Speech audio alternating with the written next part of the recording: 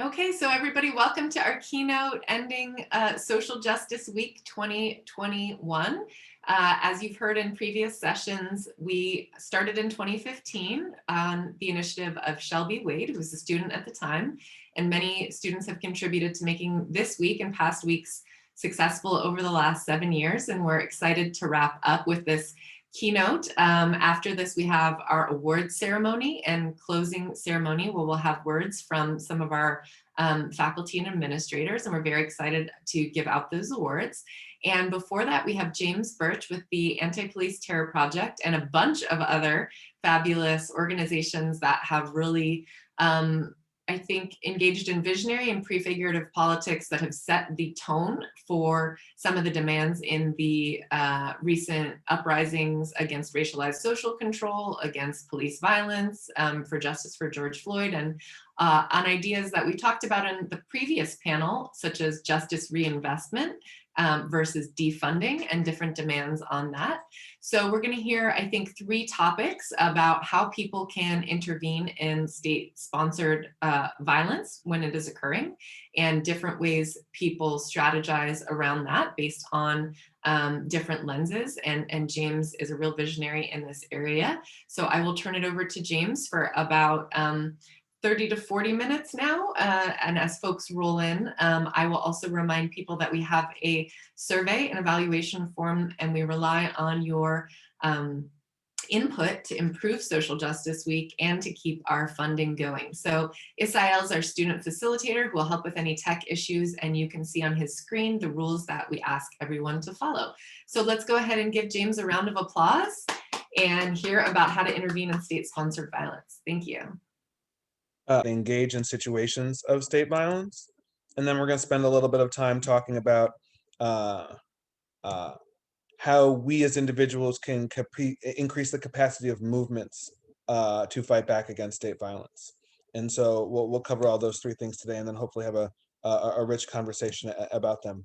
And so at APTP, it has always been said to me that all violence is state violence. Or another way we say that is that the state has a monopoly on violence, right? And I can separate that concept for folks into 3 principles, right?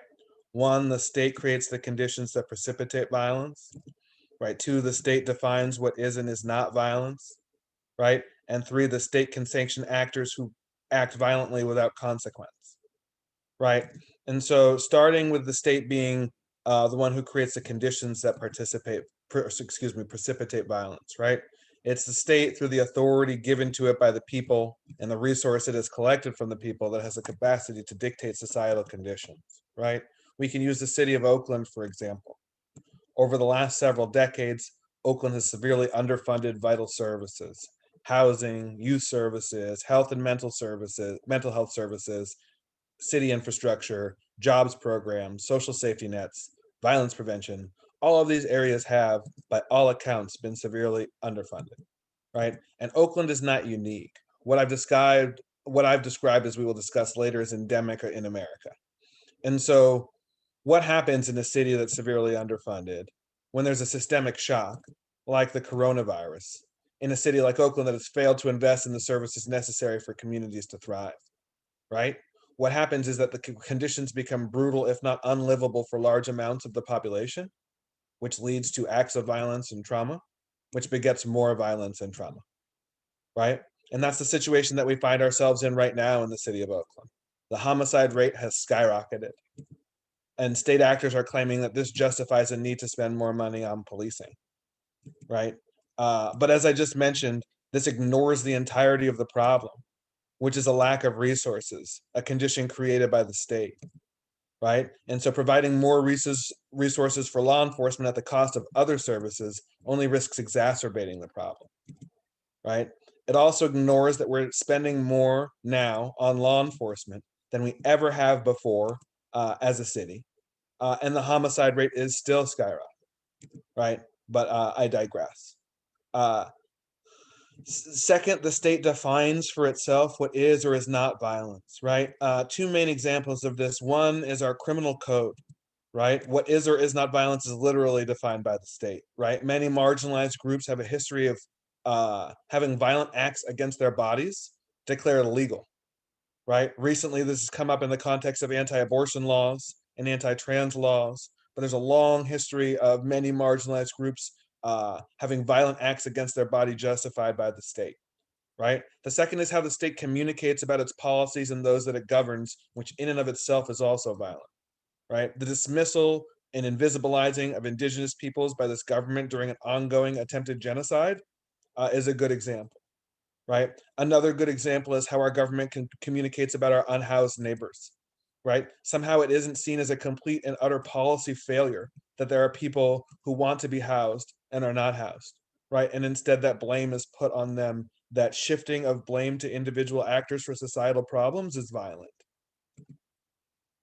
right? And then third, the state can sanction actors to participate in acts of violence, right? Law enforcement, correctional officers, border patrol and ICE officers, district attorneys. There are many state actors who are sanctioned to participate in acts of violence and given immunity for their actions under color of state law, right?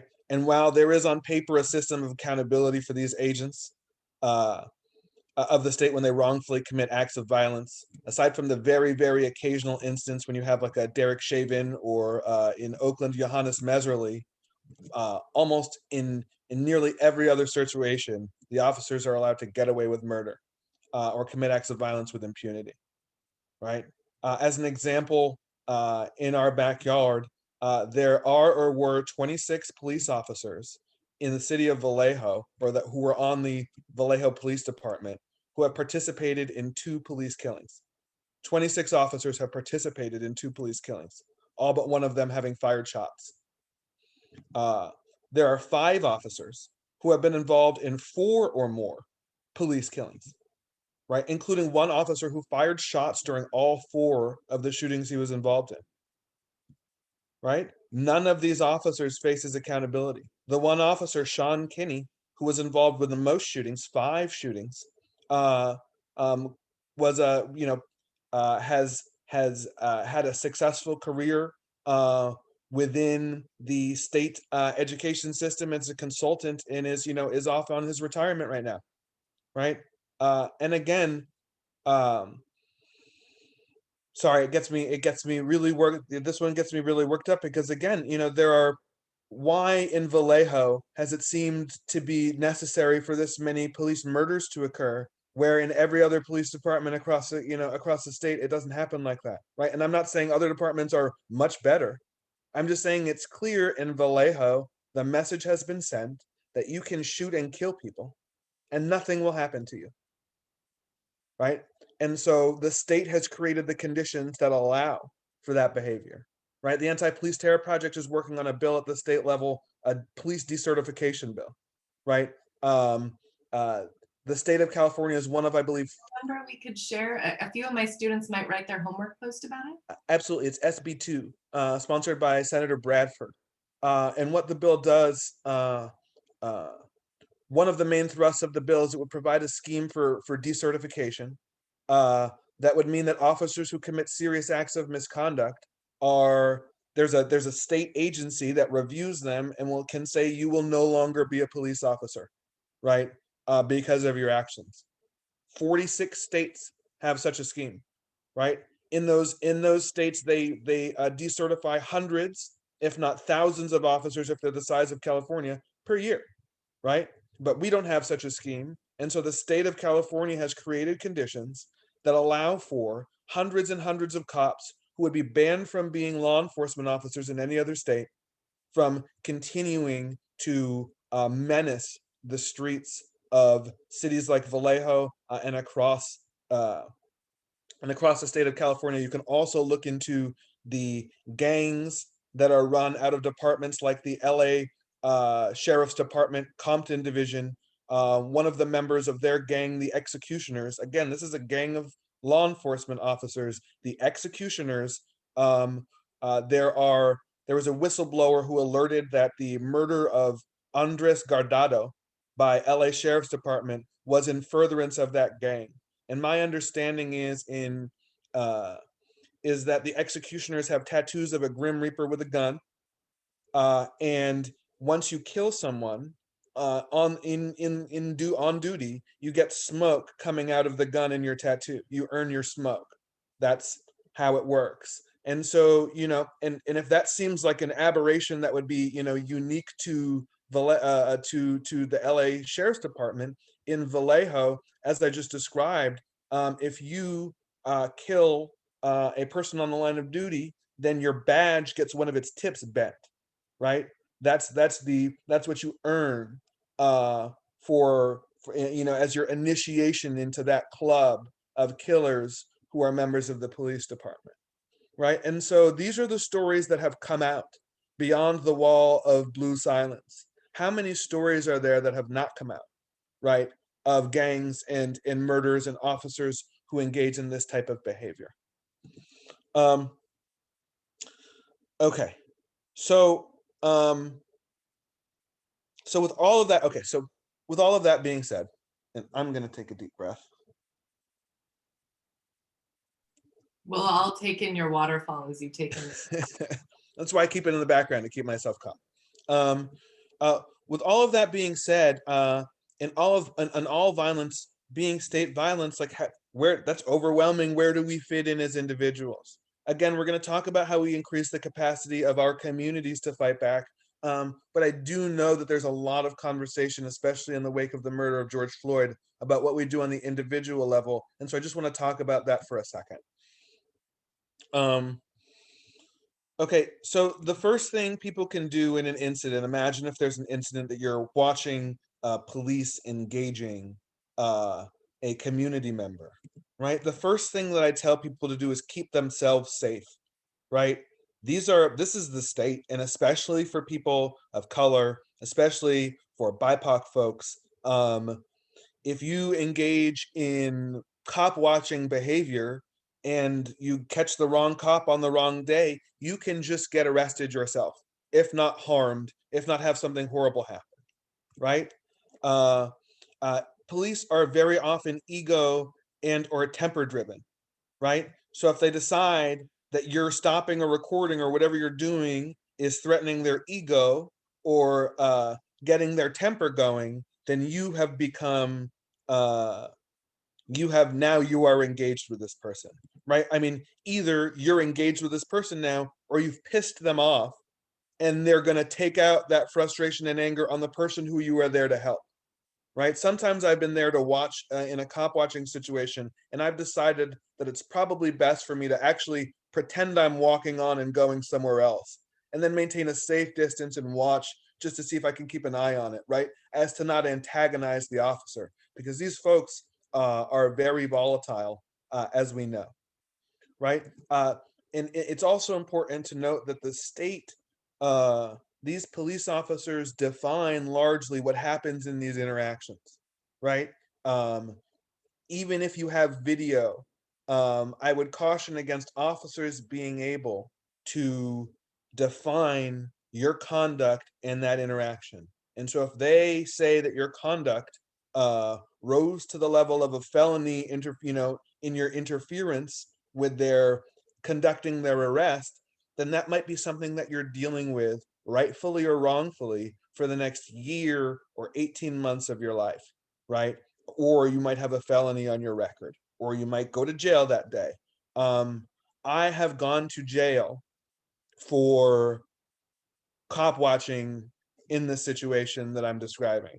When I was much younger and didn't have experience or any training, I just saw a cop being a real bad person, and I pissed me off, and I decided to watch the cop, and I watched from maybe 15 feet away, and it pissed him off, and he came over in my face, and he started, talking to me, and I said something smart back, and he put me in handcuffs, and I went to jail. And nobody won. I didn't support the person, who was, we just went to, we just all went to jail. Right. And so I just want folks to be mindful that, like, of being clear what their goal is when they're engaging in this situation. And this is not a situation for emotion to dictate behavior. Like, this is a situation for, if you're observing, have a clear objective and, achieve that objective. as opposed to making the fight for social justice occur between you and that officer, in that moment.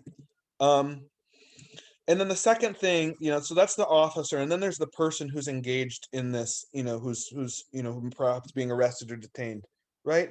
I try to establish a human to human interaction with that person in that moment, right? Maybe they need me to call someone before they go to jail, right? So they can, start the bail process as soon as possible, or someone can know where they went so they're not disappeared, right? Maybe they need you to witness their arrest. Maybe they're in a mental health episode and they need a friendly face. Uh, Maybe they don't need any of that at all, and they'll tell you to F off. I've had that happen many times. Uh, Maybe, as I said earlier, my presence is decreasing the likelihood that the cop just lets them go because I'm making what wasn't a scene a scene. I've had all of these things play out. Um, and I think that I know that a lot goes into how these situations play out. I'm a large black man who doesn't shave his face. And so my interactions with law enforcement in these scenarios are going to be different than a white person who appears to be a professional who's engaging in this space. And so I can't really dictate for you what that's going to look like. What I can say is you have to be keenly aware of all of the factors and dynamics that are coming into play at the moment, right? And so the one additional thing I'll say on this is groups like the National Lawyers Guild um, do a wonderful training on this. Also, groups like Community Ready Corps, um, Showing Up for Racial Justice in East Bay, and Berkeley Cop Watch. All do trainings on how you can be a conscious observer. And if you want to make this a part of your practice or praxis, these groups, at least Berkeley Cop Watch and SF Cop Watch, engage in this behavior routinely. And then the National Lawyers Guild has legal observers who observe in larger scale demonstrations like mass protests. Okay. So that's how you all can intervene on an interpersonal level when it comes to situations like this. I know that there's a lot, especially I've been hearing, really sad testimony from folks with, bystanders guilt or survivors guilt following the situation with George Floyd. Um, and I want to remind folks that it's state violence often occurs much more quickly than that, right? One of the reasons that the violence that befell George Floyd has received so much attention is because of how slow and drawn out and dramatic it was. And so people are afraid they'll be in a situation like that and not know what to do. And I definitely want folks to prepare for that, but I also want folks to prepare for state violence is often very quick, right? Situations escalate very quickly, and people are killed in a heartbeat. Stephen Taylor, who had a mental health crisis in a Walmart in San Leandro, a law enforcement officer entered that Walmart, and within, I believe it was 50 seconds or 40 seconds of entering that store, had tased and shot and killed Stephen Taylor, who was armed only with a bat. And I say armed, he was carrying a bat and carrying a tent. And so contrast that with a situation where I believe it was last week, um, or when was it? Even in the, I'm not going. I don't give cookies to the sheriff's deputies in San Francisco for the work that they do. I think they're a very violent institution, but even they were able to de-escalate someone at the airport with a bat the other day. It's not, it's not. Uh, uh, but again, I digress. State violence is very quick, and so as people who are bearing witness, being clear on what our role is and how we're going to position ourselves, so when the moment happens, we're not asking all of the questions. Like I get so many texts on a weekly basis, like, "Someone's arresting someone. What do I do?" And it's like, okay, like I support you in this moment, and like I wish you had thought about this before the moment happened. So you had a plan. So you're not asking me for labor when I'm trying to do some whole other thing, when you could have, seen the resources, digested them and come up with a way forward in this instance. Um, um, that is that. And I'm going to shift right now to a conversation briefly about when we talk about state violence at the Anti-Police Terror Project and all violence being state violence. I just want to dig into the financial side of that because I think a lot of that is left out of the conversation a lot of times. And so I'm going to share my screen. And I won't go through, great. I won't go through this whole presentation because nobody wants me to talk for that long. But I will go through and just really discuss again, really bringing home when we say the state creates the conditions. That's why we're fighting for defund OPD, because the state has created financial conditions that are unacceptable for us as people who live in the city of Oakland, right? And so here is Oakland's general fund budget, right? And by general fund, I mean the discretionary dollars, the dollars that our city council and mayor decide what to do every 2 years, right? And as you can see, we spend more on policing than we do on all of the departments on the right combined, right? And so it hasn't always been this way, right? It's important for folks to note that since Clinton and the '94 crime bill, right? Also, Joe Biden also on the hook for the '94 crime bill, right? Since then, cities, municipalities across the country were incentivized to spend a lot of money on policing, right? The theory at that time was, hey, we need to invest in smart policing using the latest policing technology of the '90s. And if we do that, we're going to beat this crime thing, right? And so as a result, communities across the United States, cities across the United States were incentivized via grant structures and other, incentives like participation in federal, local federal,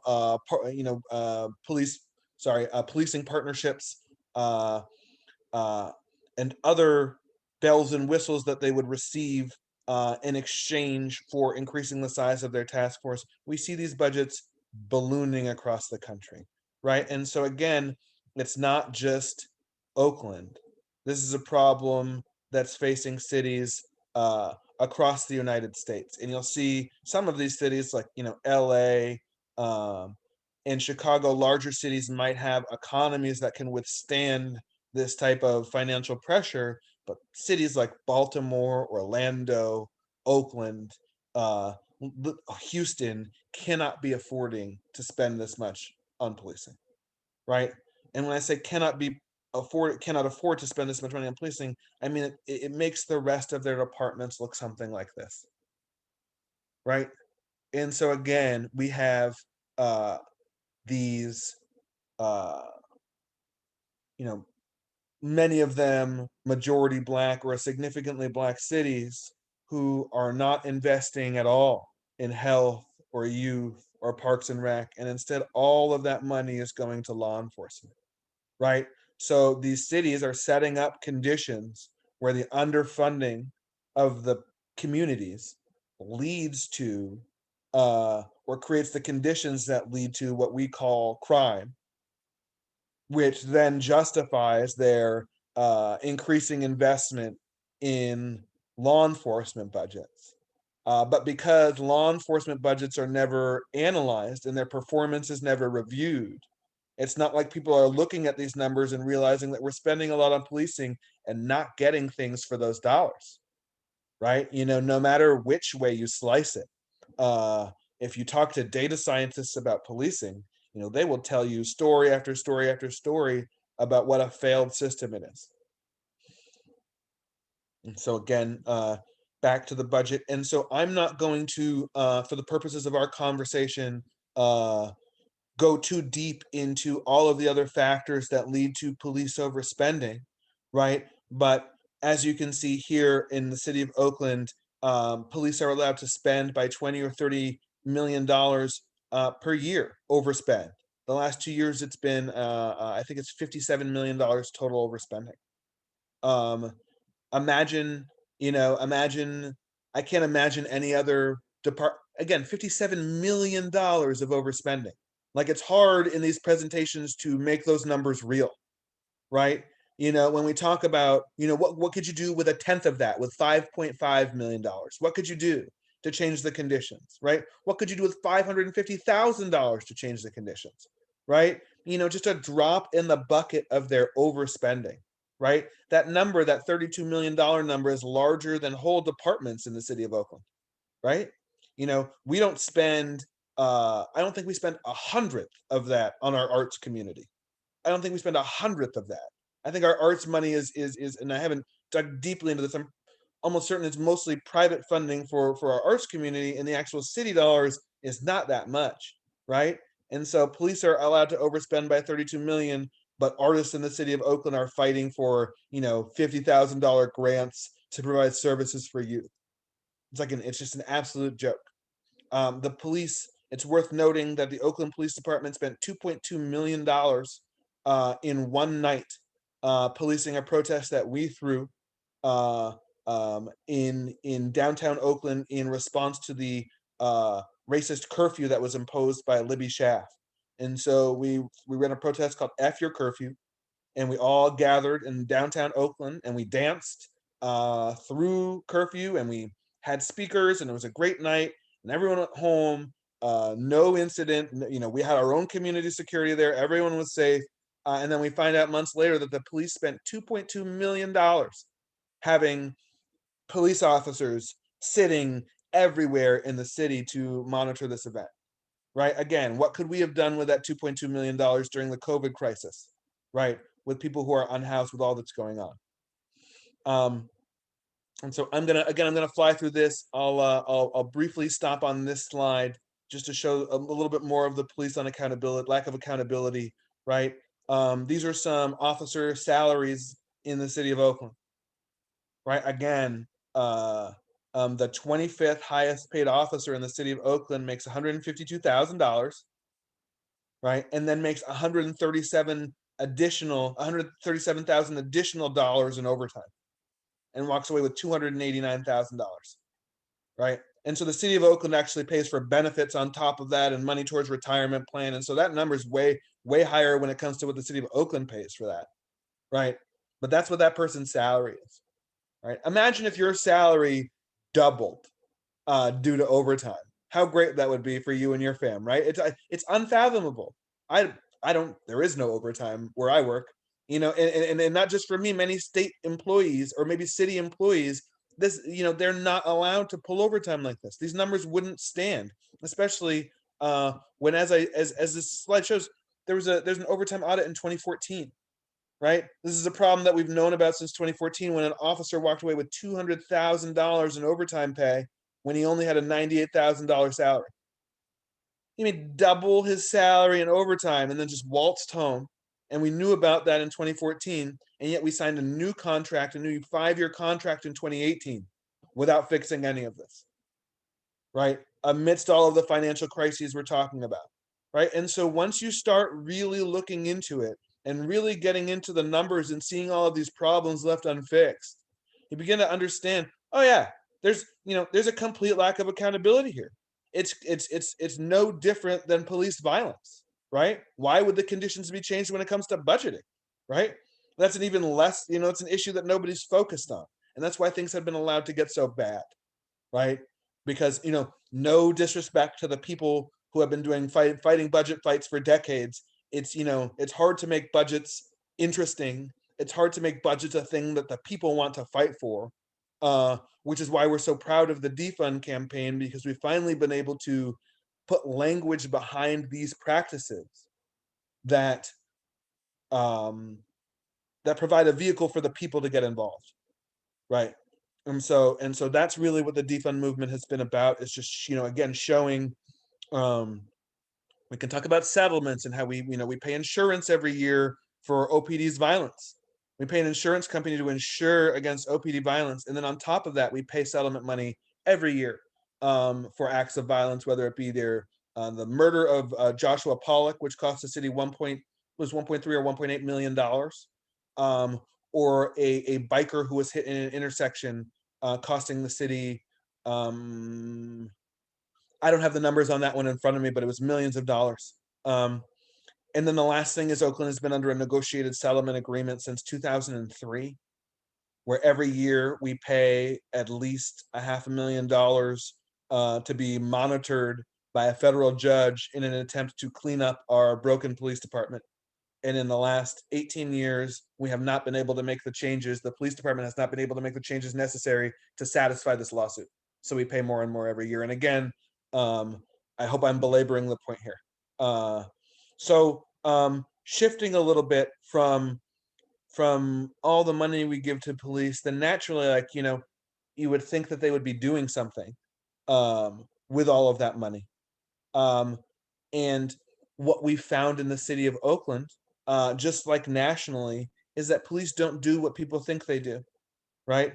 When we look at the service calls in the city of Oakland, 4.2% of those calls are for violent crime. 7% of those calls are for property crime, and those are categories defined by the state, right? Property crime and violent crime. And so, according to their definitions, the other 89% of service calls are for something else, right? And whether that something else is the 10% of calls are for medical service, or 12.6% of calls that are for traffic, right? Or the 2% of calls that are for false burglar alarms, right? Or the 6,700 calls for a sworn officer to come ticket a car that's parked in front of a driveway every year. 6,700 calls, right? All of these things, everyone agree, the vast majority of folks agree cops should not be doing, right? We always, as APTP, we always get dragged into a conversation about the state violence that we all know of, that, or the violence that we all know of, that 4% that is violent crime, or that 7% that is property crime, right?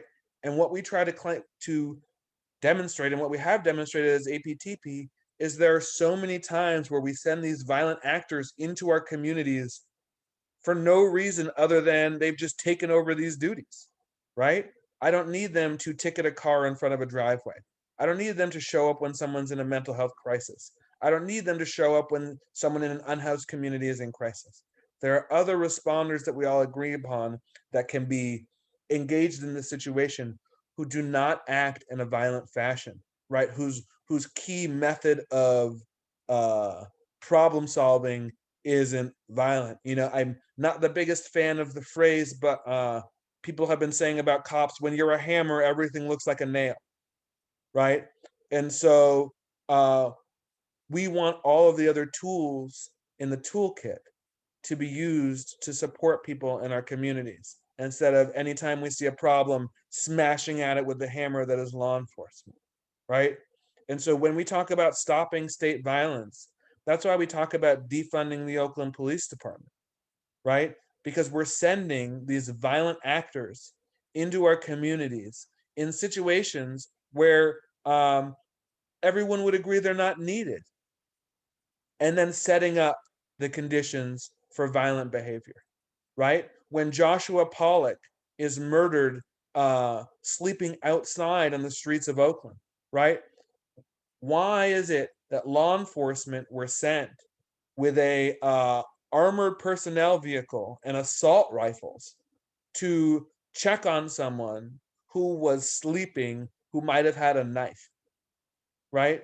That's not the way, as a society, you approach people if you're trying to limit acts of state violence, right? And so as APTP, again, what we've been doing is trying to engage in popular education so that everyone understands that this is the context of our society, and that if we authorize this violence, then we are a part of this violent system and we co-sign this violence, right? And so we've been fighting for ways to show people that the system, and my baby is home, so you might hear some sweetness in the background. You will see how fight to explain to people how violent the system is, but also to create alternatives to systems of violence. And with that, I'm going to talk a second about Mental Health First, a program that's run by the Anti-Police Terror Project, right? And when we started Mental Health First, we were responding to this issue that we're talking about. Is that, like I mentioned, in situations like the murder of Stephen Taylor, there are so many instances when there are people in mental health emergencies, right, whose loved one, in a well-intentioned manner, calls law enforcement to try to get support. Law enforcement comes and kills their loved one, right? You know, uh, um, um, I don't know if people are familiar with the story of Miles Hall. His mother Ton Hall leads the Miles Hall Foundation, because her son, was they called law enforcement during a mental health crisis. They called 911. Law enforcement came, and Ton Hall had done everything right. Ton and her husband had uh, um, a relationship with local law enforcement. They had gone down and introduced people to Miles to make sure everyone knew that this was their son and he had a mental health condition and he's Black. And they were just trying to, play by the state's rules, and go above and beyond to ensure, that their son would be all right. And despite their efforts, despite everything they did, despite the city of Walnut Creek knowing, and having on file that Miles had a mental health condition, police were called. They came to the scene. They escalated the situation, and Miles tried to run past them into his house that was behind them, and he was shot and killed. Um, and so this is not, I've told two stories, the story of Stephen Taylor and the story of Miles Hall, and I could tell stories specifically about mental health deaths in the state of California all day. We could do this all day, and so I just want to make that clear, because I carry all of these names with me everywhere I go. um, that when we created Mental Health First, it was because we said enough is enough. We need to create a number that people can call, so they know that when they call that number, law enforcement isn't going to show up, right? That people from community who look like us, who care about us, are going to show up, right? And they're going to know that um, lead and center in compassion and care, right? And so that's what Mental Health First is. It's not just for mental health crises, it's also for psychiatric emergencies, substance use support, excuse me, and situations of domestic violence that require a victim extraction, right? And so, um, the system is live in Sacramento and in Oakland. And now that our team in Oakland is fully vaccinated, they'll be hitting the streets. And so, again, we need these systems everywhere, and they need to be fully funded. But until they are, it's up to us to create these systems, since that's what we've been fighting to do. In an effort to fund these services, we've passed, or we're campaigning for AB 118, which is a bill sponsored by now Senator Sidney Kamlager. Um, and what that bill would do would be provide multi-year grants to organizations that are engaged in uh, in community-based responses to emergency situations without law enforcement in the areas I've just described. It's a public health crisis, serving unhoused communities, mental health crisis, intimate partner violence, community violence, substance use, and natural disasters are listed in the bill. And so again, we're trying to, in the state of California, continue to develop models that don't rely on the state to provide these services. And so the last thing I'll say is there's a lot of conversation. There are a lot of these services that are bubbling up to the surface right now, right? And a lot of them that are attached to 911 or alternatives to 911 that still use a state number. Like there's a state bill, AB 988, that's run by Rebecca Bauer-Cahan, Assemblymember Bauer-Cahan, that would create a number 988 for mental health emergencies. And they would interact with 911 and send out who they deemed to be the appropriate party when there's an emergency, right? Some calls go to 911 and they route it to 988. Some go to 988 and they route it to 911, right? This is progress, right? There are people who they're just going to call 911. They don't want to call my mental health first line. If something scary happens, they don't have experience with people who look like me. They're going to call 911, right? And there needs to be a dispatcher who can say, hey, this is actually a mental health call. I'm going to route it, right? Because that routing will save lives, right? And at the same time, there are so many discrete populations who will never call a state line, right? Regardless if it's 911 or 988 or whatever it is, right? Whether it's because we're talking about uh, uh, undocumented communities or people who are living in squats or houses that aren't good on paper, or people who live in neighborhoods where it's not safe to call law enforcement, or people who, if you call law enforcement and they come to your house, it's gonna trigger child services, or there's so many populations that exist that won't call 911 for their own, or you just don't trust the state, right? That's me. I'm always going to call another number if I can call another number, because again, I carry the stories of so many people who have been killed even when the call originated as a mental health call to a mental health provider and then got routed to the cops one way or another, right? And so I just wanted to distinguish those two models because they're both progress, and they serve distinct purposes. And I think that the conversations just need to highlight both of them. And so I have talked for quite some time. Um, I think that I've talked enough. I want to open up some space in case anyone has questions about either on the individual level or the community level, what these issues can mean. Thank you, James. So you can direct message me the question, or Isael will facilitate and help you with any tech issues, or you can unmute at this point and ask our fabulous panelist, James, your question directly.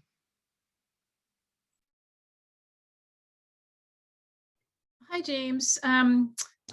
First of all, thank you so much for being here. This has just been a really powerful session, and I really appreciate everything that you shared with us.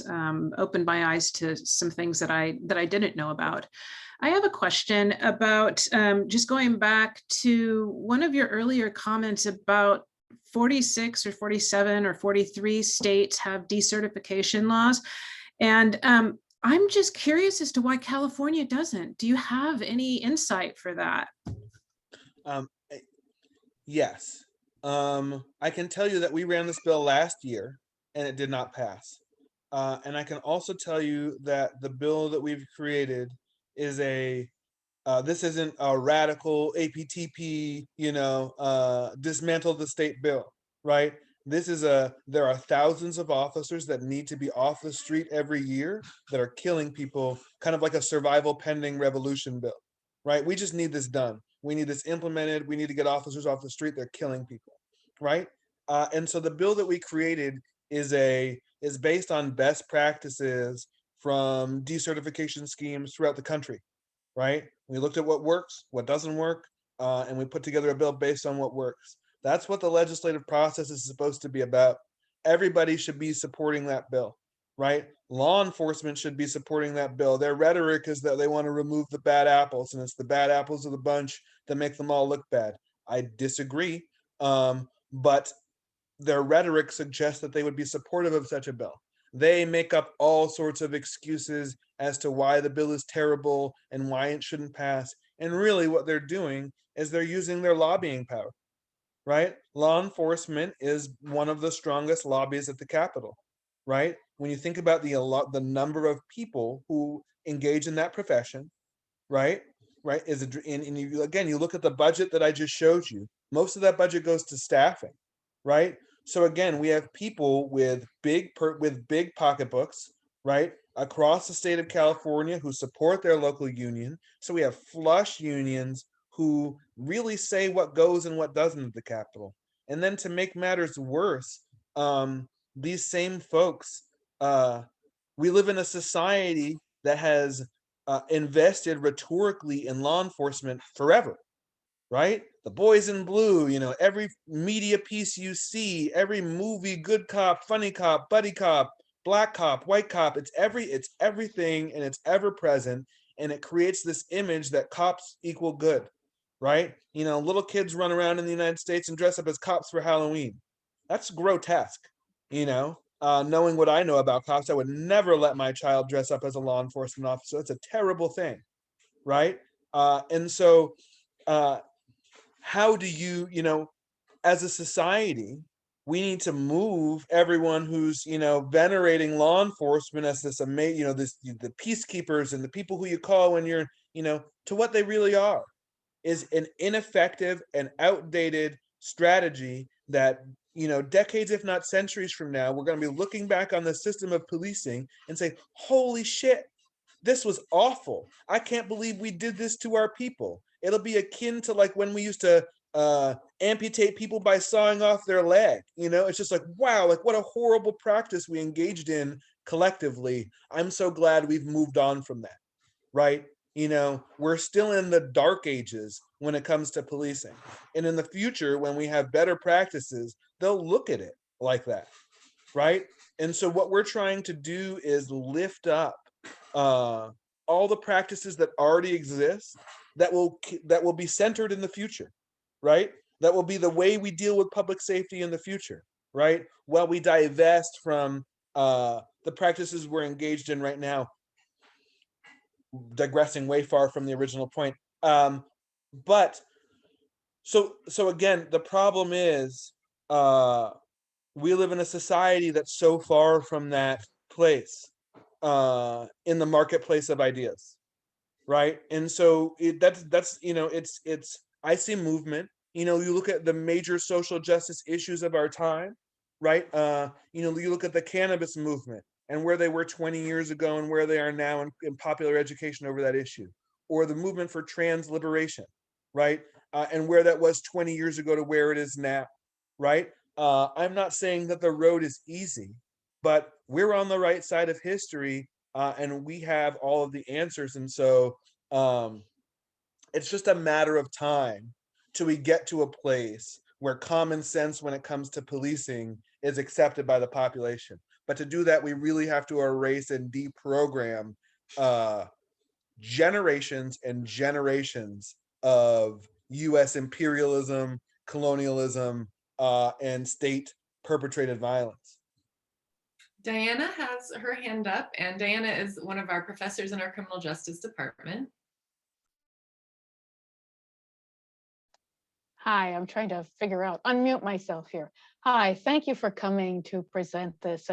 And I hope that all of our students, I'm not actually teaching this semester, I'm on sabbatical, but I'm hoping that my students in senior seminar next semester will be very interested in looking at the recording of this, or perhaps if you have time, we could get you to come in.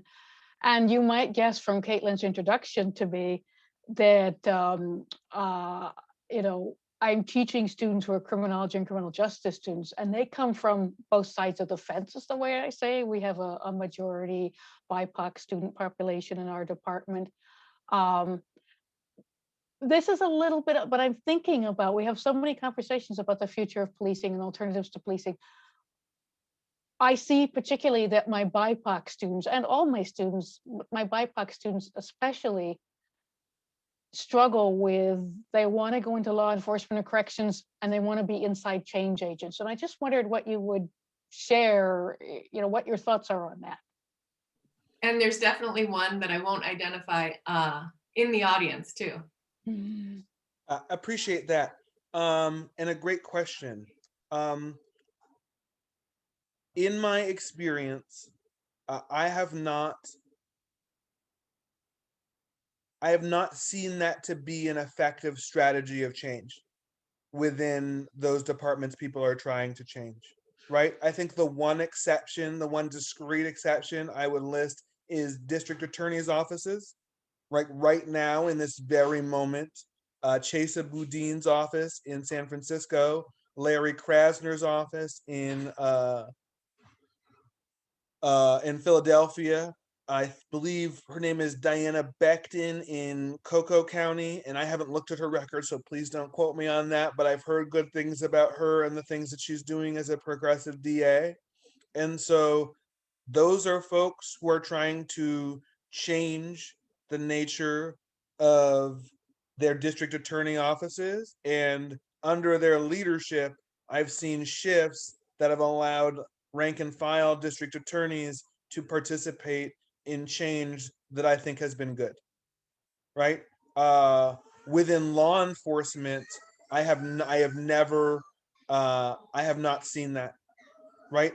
Because you can imagine, again, there isn't a law enforcement department that is going to have such a dramatic regime change like these district attorney offices I've described, right? The sheriff or the chief of police is going to be a career police officer who has risen through the ranks of policing because they abide by the rules that have been established by that culture, right? And so you could be down here doing the right thing, right? But how are you ever going to get up here, right? You get up here by playing by the rules, right? You get up here by abiding by the system of policing that supports your promotion. And that is not that pathway is not a pathway uh that is not an honorable pathway.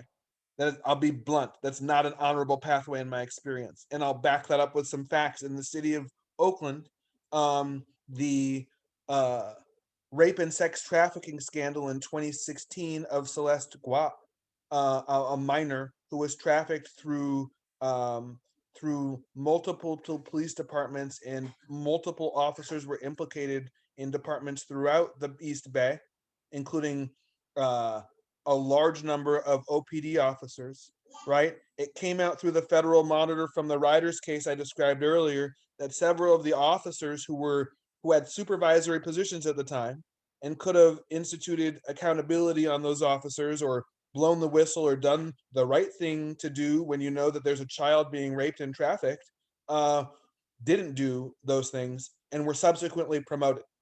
They were subsequently promoted, and not promoted years later after things had died down. They were promoted, I think, 3 or 4 months after the firings and hirings of the new chiefs in Oakland, right?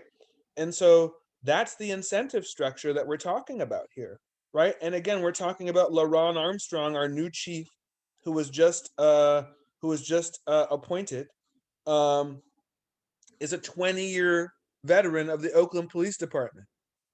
How are you going to be a noble and honorable and change-oriented police officer in the Oakland Police Department if you've been there for the 20 years, leading up to the Riders, beginning with the Riders scandal, which again involved kidnapping, dealing drugs, and just, if you've seen the movie Training Day, it was basically like that embodied. How do you move from that? Like, how do you exist in that, not blow the whistle on anyone, be a part of the department for the next 20 years, not blow any whistles during the sex trafficking scandal, and now I'm supposed to expect that this chief of police is a good guy, or he's going to make change, or he's going to do anything good at all? He's been in this department the whole time. And again, rape and sex trafficking of a minor, multiple assaults and beatings and kidnappings of Black community members and framings as a part of a criminal enterprise, right? This is who we're talking about here. And this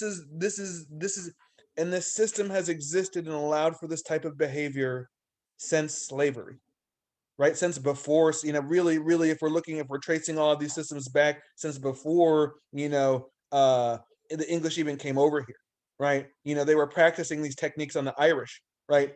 Before they came over and weaponized their genocide even further against indigenous folks, right? Against indigenous peoples, and then continued to develop new practices when they developed the slave trade, right? So this is the system of state violence that we're talking about, a system of state violence that's been practiced and perfected for hundreds of years.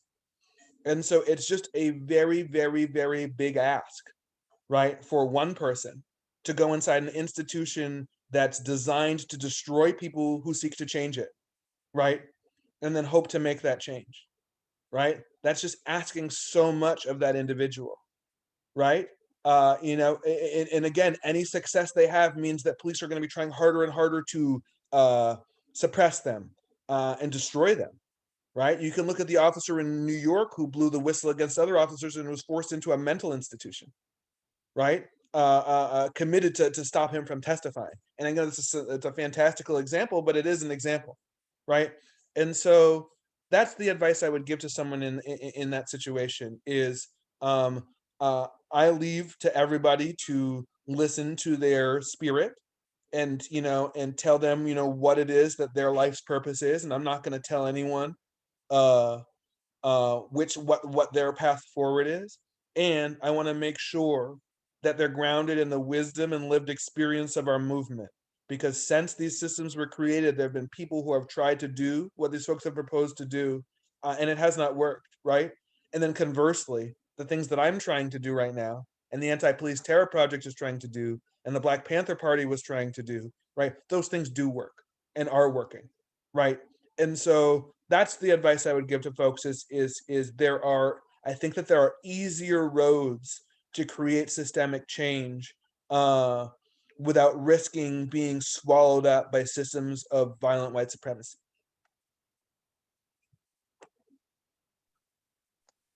Thank you. Very thought-provoking. I appreciate it. Going to be hard to end on a different note. I mean, you summarized a lot of topics of a lot of things you touched before with regard to current movements and a legacy to contextualize your talk. I mean, pre-colonization, colonization, before the Middle Passage and all that. So in terms of racialized social control beyond the existence of the state as we know it, it's hard to, how do you have a question to come after that when you've kind of given us the context for your talk as the answer to a question when your talk was about more contemporary things. So I think it's probably a good place to end it unless anybody else has a more specific question, because I think you presented us current strategies for intervening, future movements, and then you gave us the context of where policing came from. It's kind of like a 15-week course that Diana and I try to do in 45 minutes. So I'm sure people want to express their gratitude. So if folks want to unmute your mics and say thank you or anything else, please feel free. Yes, thank you. And Thank you stay so safe. much, James. Thank y'all. This has been a joy. As I was mentioning, I really believe the pathway come to change is through popular education, right? We can work ourselves, till we're blue in the face, but if we don't reach the hearts and minds of the people, then we're not going to build people power for our movements. And so that's why I'm here today. That's why I'm sharing this with y'all, and I hope y'all will do the same with the folks that you are in community with. All right, one last note, please take our survey so we can keep improving, offering Social Justice Week and improving it. And with that, we'll close out and feel free to join us for our awards ceremony. We're awarding students, staff, and faculty that support the Native American students on campus. So thank you so much. Thanks, everyone. Thank you, James. Thank you.